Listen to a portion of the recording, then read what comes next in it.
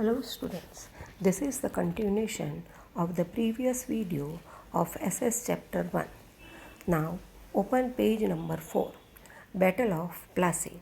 Siraj-ud-Dowla became the Nawab of Bengal in the year 1756. He had an overwhelming influence over the British. So Siraj-ud-Dowla was the son of Ali-Vardi Khan. After Ali-Vardi Khan died, he became the Nawab. He had an overwhelming influence over the British.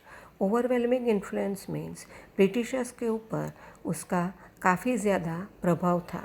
The British help the competitors of Siraj ud Daulah by conspiring against him so that he would not remain on the throne of Bengal. Now the British, they did not want that Siraj-ud-Dowla rule Bengal. So these Britishers, they helped the competitors of Siraj-ud-Dowla. Competitor means उसके rival थे, उसके प्रतियोगी थे, उसको मदद की. And made a conspiracy, षड्यंत्र रचा against सिराज-उद-दौला. There were frequent conflicts with the British merchants regarding payment of taxes. Now, conflict means quarrel, jhagde. Frequent means again and again. So, quarrel started with the British merchant regarding the payment of taxes. When the British merchant failed to pay taxes which were applicable to both Indian and foreign merchants, the situation came to a boil. And the quarrel was that the British merchant, they failed to pay the taxes, and this was applicable to both Indian and foreign merchants. So the situation means the halat came to a boil, it became worst. He ordered that the British should not fortify the factory, pay the taxes as per the rules, and trade as per the terms and conditions. So Siraj-ud-Dowla gave the order that the Britishers should not fortify the factory.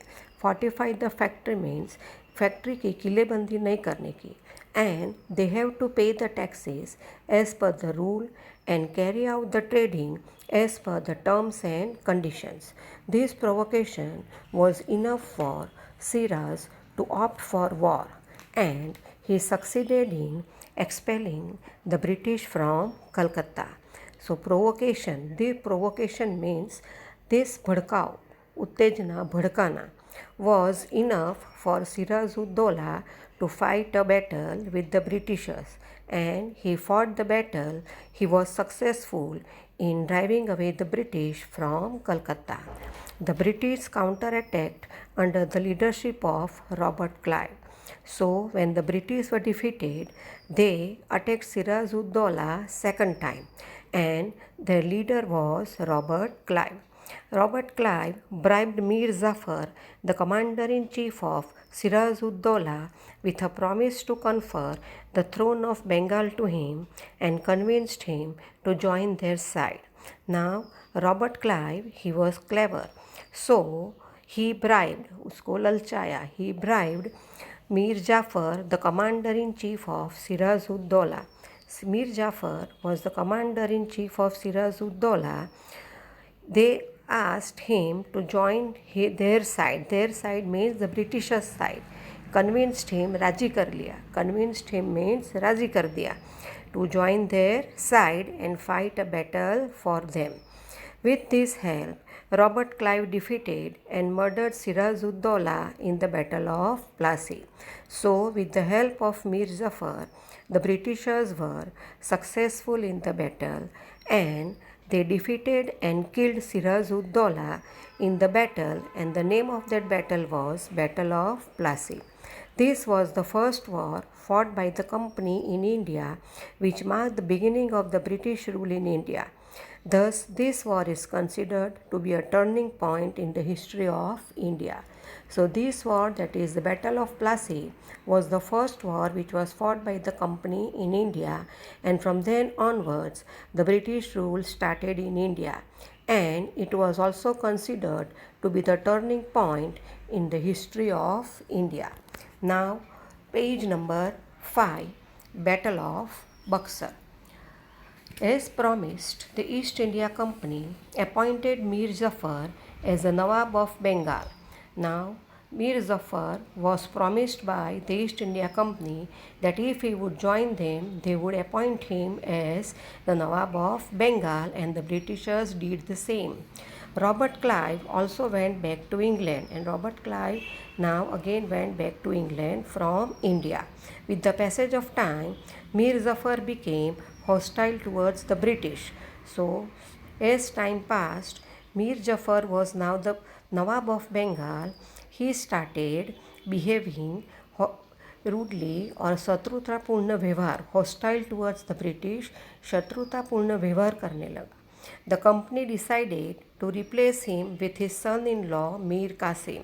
So the East India Company now wanted to remove this Mir Zafar due to his behavior, and in place of him they made his son-in-law Mir Qasim. He was an efficient, disciplined and clever ruler. So Mir Qasim was now made the Nawab of Bengal.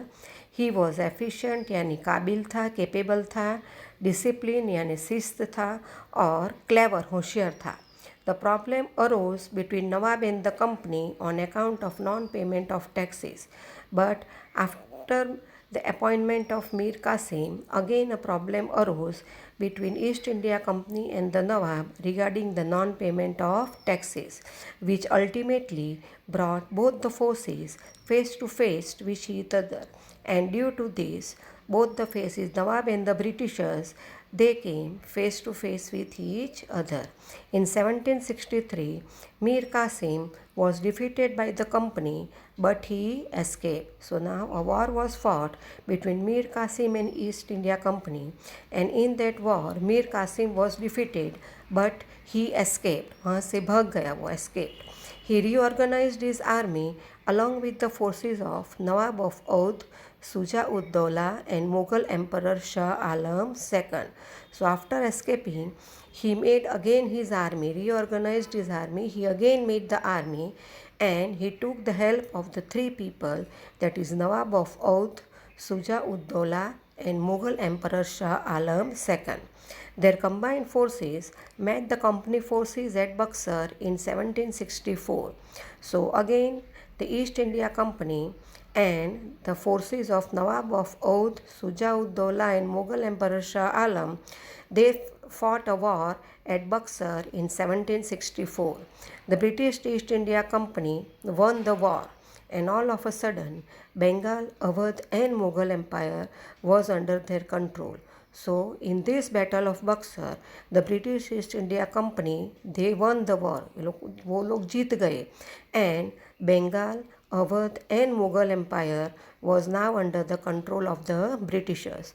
Robert Clive was sent to India to take control of the situation, and again Robert Clive came to India from England to take the control over this. That is how the East India Company, a trading company, emerged as a political power in the subcontinent of India. So like this, the East India Company, which had come to India as a trading company, established in the form of political power in India. So students, here we end chapter 1 of your essays. I hope you all must have understood. Now we will meet again in chapter number 2. Till then, for homework, you have to write the answers of this chapter in your essays workbook, chapter 1.